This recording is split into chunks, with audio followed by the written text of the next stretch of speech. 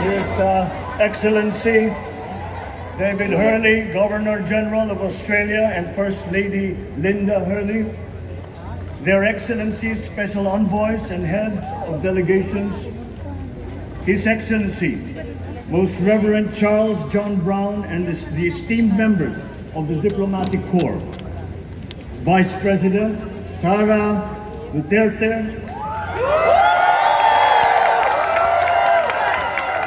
President Fidel Ramos, President Joseph Ejercito Estrada, President Gloria Macapagal Arroyo, Senate President Vicente Soto III, and the honorable members of the Philippine Senate, House Speaker Lord Alan J. Velasco, and the honorable members of the House of Representatives, Chief Justice Alexander Gesmundo, and the honorable justices of the Supreme Court, of course, First Lady Lisa Araneta, and my children, Alexander, Sandro, Simon, and Joseph. I cannot proceed without a special greeting, of course, to the former First Lady.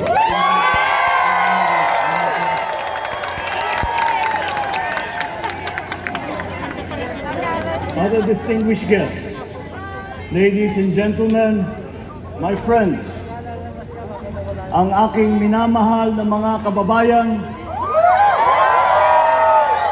magandang tanghali po sa inyong lahat.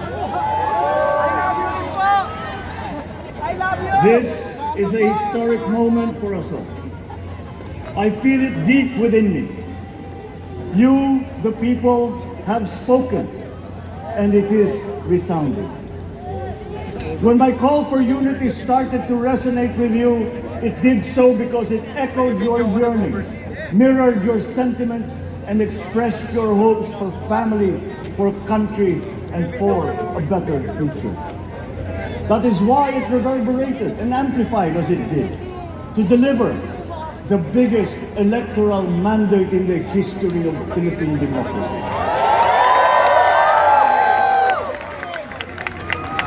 By your vote, you rejected the politics of division. I offended none of my rivals in this campaign. I listened instead to what they were saying. And I saw little incompatibility with my own ideas about jobs, fair wages, personal safety, and national strength, and ending want in a land of plenty. I believe that if we but focus on the work at hand and the work that will come to hand, we will go very far under my watch. You believe that too. At pinakinggan ko ang tinig ninyo na ang sinisigaw ay pagkakaisa, pagkakaisa, pagkakaisa.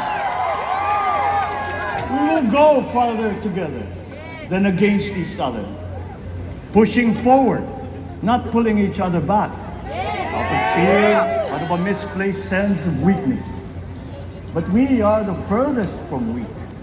The Filipino diaspora flourishes even in the most inhospitable climes, where they are valued for their quality. The changes we seek will benefit all and will shortchange no one. I was not the instrument of change. You were that. You made it happen. I am now. You picked me to be your servant, to enable changes to benefit all. I fully understand the gravity of the responsibility that you've put on my shoulders. I do not take it lightly, but I am ready for the task. I will need your help. I want to rely on it, but rest assured I do not predicate success on the wide cooperation that's needed. I will get it done. I once knew a man who saw what little had been achieved since independence in a land of people with the greatest potential for achievement. And yet, they were poor. But he got it done. Sometimes with the needed support, sometimes without. So will it be with his son. You will get no excuses from me.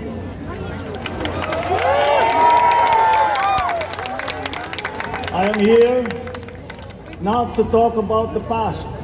I am here to tell you about our future.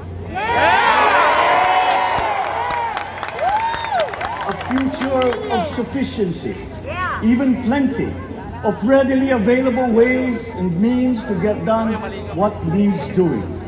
By you, by me. We do not look back, but ahead.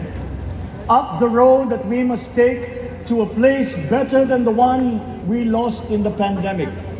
Gains made and lost, opportunities missed, well-laid plans superseded by the pandemic. Indeed, ours was the fastest growing economy in ASEAN by ways now outdated. We shall be again by a radical change in the way the world must now work to recover what we have lost in that fire and move on from there. We face prospects of the spread of the war abroad, of which we are totally blameless. We seek friendship with all. But our countries like ours will bear the brunt of it. And if the great powers draw the wrong lessons from the ongoing tragedy in Ukraine, the same dark prospect of conflict will spread to our part of the world.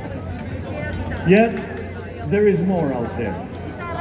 Like going forward by new ways of doing that the pandemic forces us to adopt. A stronger resilience, quicker adaptability. They are our best prevention. They are our best protection. Quiet reflection in a rough and tumble campaign of a breadth and intensity never experienced reveals some of them, such as a willingness to listen despite the noise, the hesitation to quarrel over differences, and to never, ever give up hope of reconciliation. These gave me the peace to ponder deeper. There are hints of a road not taken that could get us out of here quicker to something better, something less fragile. There is also what you, the people, did to cope. But this time empowered by new techniques and more resources. You got by, getting some of what you needed with a massive government help. And for this, I thank my predecessor for the courage of his hard decisions. But there is a way to put more means and choices in your hands. I trust the Filipinos. Imagine how much more you'd achieve if government backstops instead of dictating your decisions. Always there to pick you up when you fall. Giving what you need to get past a problem. Imagine if it invested in your self-empowerment to bring it closer to taking on whatever challenges come. Imagine a country that, in almost every sense, is you.